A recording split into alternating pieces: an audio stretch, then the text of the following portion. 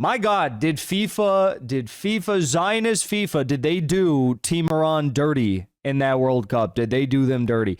Now, I'll be honest, I know nothing about football. Which I'm told it's called soccer, as we Americans call it.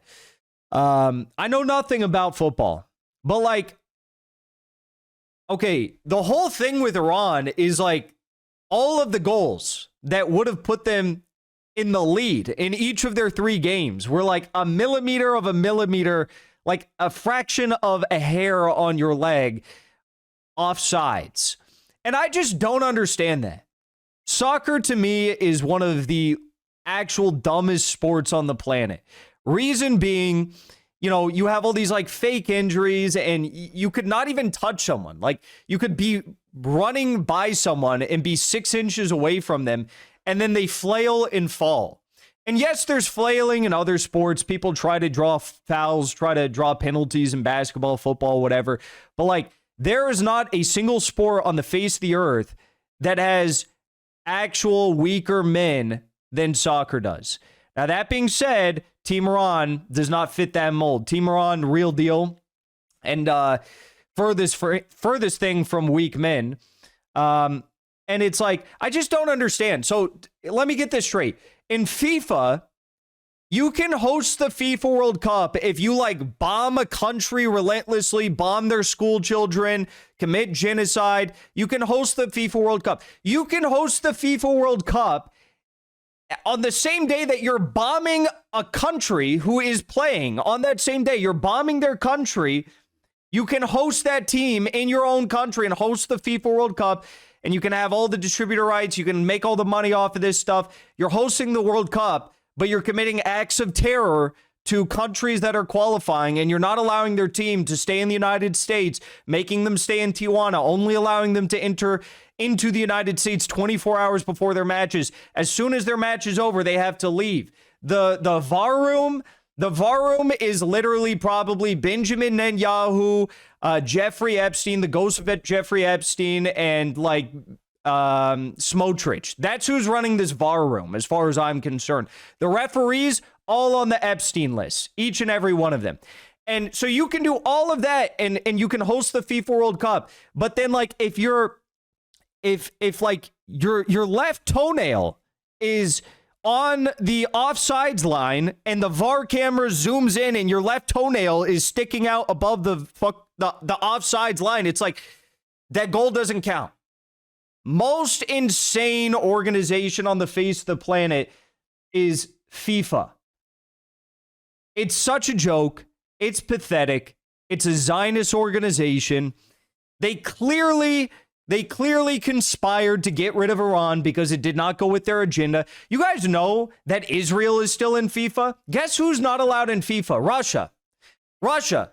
For having the audacity to say, hey, we don't want NATO countries on our border. We don't want NATO countries on our border putting nukes on our border. We don't want NATO allied countries massacring ethnic Russians in the Donbass. They said, my God, you're not allowed in the FIFA World Cup. You're not allowed in the FIFA organization. But the United States can do everything it does and not only be in FIFA, but host FIFA and then conspire to fuck with Team Iran to get them kicked from.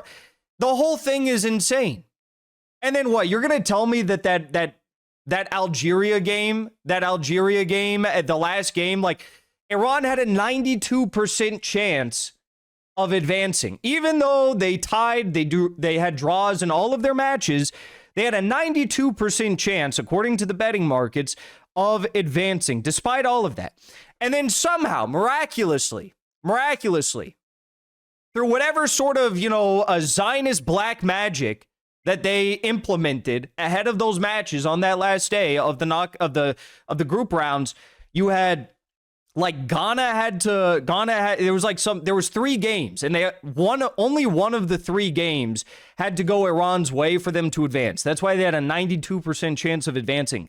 And it was like Ghana won, someone else won, and then the last thing that Iran needed to have happen is the Algeria game could not end in a draw. So it goes to 90 minutes. And I'm sitting in the car with Iranian professor Fawad Azadi. We're watching the score, right? It's like 90-minute marker passes. It's a draw. And we're like, oh, shoot. Well, I guess it's a draw. Then, extra 4 minutes because all of the players on the Algeria team and the other team, they're faking their injuries and they're flip-flopping all around the pitch as these super weak men do in the sport of football. Not Iran, of course, but the others do. And then, so additional 4 minutes is added, right? 4 minutes added, and on the 94th minute, Algeria scores a goal. And I showed it to Professor Azadi. I'm like, oh, they scored. Iran's going to advance. And then because they somehow decided to add 2 more minutes because they said that Algeria did 2 minutes of celebration or something. They had 2 more minutes, and then somehow the other team scores.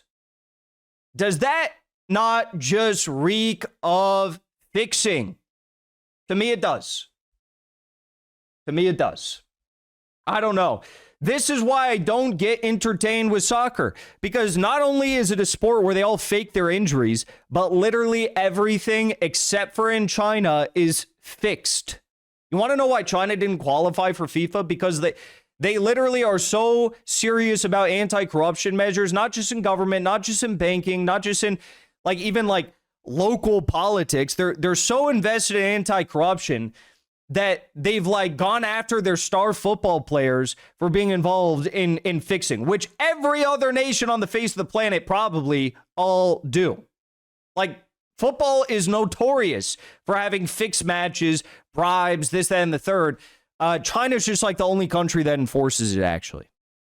So, corrupt sport, corrupt organization, FIFA, they will be cursed. Before you leave, I want to say thank you for the support, because after 2 years of being banned, we are finally back home on YouTube. So be sure to subscribe to our channel and also join as a member on our channel using the link at the top of the description. I rely on the generous support of viewers like yourself to get the truth out to as many people as possible. You can also support the show on Locals or Give Sin Go. The mainstream media and the powers that be are never going to stop attacking us for bringing the truth to as many people as we do. Thank you so much for your support.